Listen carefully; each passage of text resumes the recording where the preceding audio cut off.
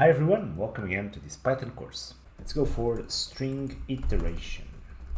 So if I have here a sentence, and you'll understand this in probably more advanced lectures, but if I have a sentence like this is our example sentence.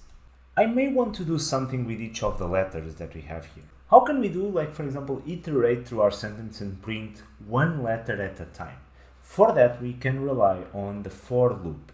Okay, don't be too confused about the for loop for now. This is our first touch point on the for loop. We'll have plenty of opportunity to work with for loops and just go for that in the future. But just know that we can do, for example, for letter in sentence, two dots, and then use a enter.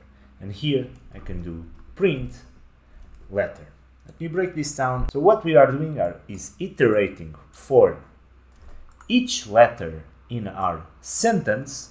We will print the letter. Notice this space right here. This is pretty important because it's called Python indentation. Okay, so Python works in this way. Python regulates its code via indentation. Indentation is key here in Python, contrary to other programming languages or some programming languages where you don't have this property. For every two dots that you have on your code, you need to indent the code right after it in most scenarios. We'll deal with this with more time, don't worry. Just know that, for example, when you have two dots somewhere in your Python code, of course not wrapped in quotes like this because no longer two dots, a string with two dots, which is different. If we have this in our Python program, we need to have this indentation to state what's going to happen inside this. We'll go for this with more detail. So, for instance, if I run this, what we'll have is this. Now Python is printing each letter every time. So prints T, gives an enter or a new line, then H, new line, I, new line, S, new line, and so on. And so it's basically iterating through every letter of my string. I may want to do different things with this. For example, I may want to check if it's a space. I don't want to print it all together. We can do multiple exercises around this. Just know that strings are iterable. We can iterate through them and see each individual element at a time. Okay, that's the most important part from this lecture. Don't need to worry too much about the for loop for now. Just know that it's iterable and we can iterate through these elements or to these string elements. Just a couple of experiments here. If I remove the indentation, I have an error. The error is pretty straightforward, and that's a cool thing. Expected an indented block. Indentation means a space with the tab, okay? With the tab that you have on your keyboard. Not a space. I can do a space bar. That will yield an error most of the times, although on Jupyter Notebooks it's not. There are other Python versions, I think, where this will yield an error. So safest way is always to use the tab to do this full indentation. Okay, that's the most important part. Second point, this letter that I have right here is a completely arbitrary name. Okay, you can call whatever you want here. For example, I can do for banana in sentence, print the banana. This will still print each element or sub-element in my string. In this case, when we split strings apart, we split them character by character. Okay, so it doesn't matter what we can call letter, because of course it's more meaningful to call letter. That's exactly what it represents in our string. But you can call it whatever you want. This is just a placeholder name. Okay, doesn't mean that you can put, for example, print A. For A in sentence, print A. The only requirement is that these two names, of course, need to be the same. They can be whatever you want when you are going iterating through strings.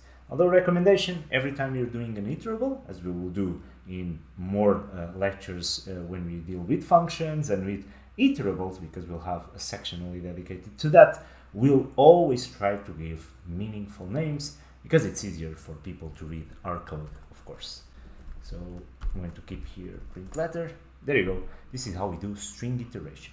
Additionally, we can do conditions with this. For example, let me do the following. So I'm going to copy this code, and then I can use a small condition here, which is an if condition.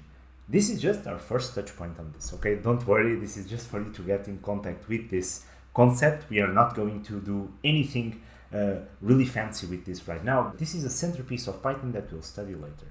So if my letter is equal to x, for example, two dots, I need to do something. Remember what happens after the two dots. I need an indentation. I already have an indentation. But the fact is that indentations are cumulative. So you need to give another one. Basically, when you have the two dots, you have to respect always the indentation of the line below. As here, we are already on the indentation, we are already working on an indentation, a new two dots will require another indentation. It's almost like a ladder, as you can see here, and this basically means that this code will run on this statement, while all this code will run under this statement. So make more sense, don't worry too much.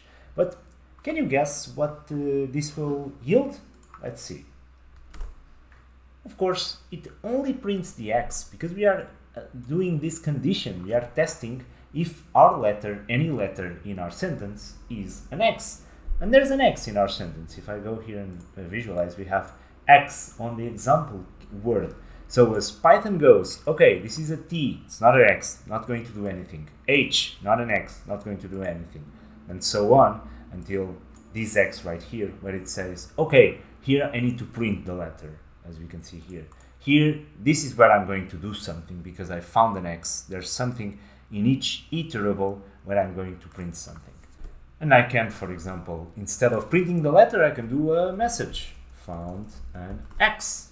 And here, what Python will do is, again, iterating through every letter, T, H, I, S, the space, and so on, until it gets to the x, and that x is the only one that will trigger this print, because this print is again under the if. Again, I know you're probably a bit confused right now, because this is a couple of jumps ahead of where we are right now in the course, but it's just a small glimpse of what we will deal with in the future.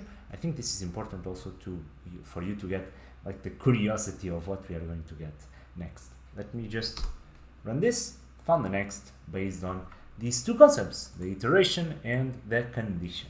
Okay, this is just a small exercise. You can play around with this if you want, just to see if you can make some sense of what we have here. For example, try to print the letter before the if, try to print the letter after the if, see the differences and see if you can understand the flow of the code right now. If you don't want to do that, that's also fine and cool, because we'll be able to study this with more detail later. Okay, next we are going to apply our identity operators into something interesting here in Python. So the in operator, remember our identity operator, is pretty cool here for strings because it lets us do some cool testing. Let's see that in the next lecture. I'll see you there.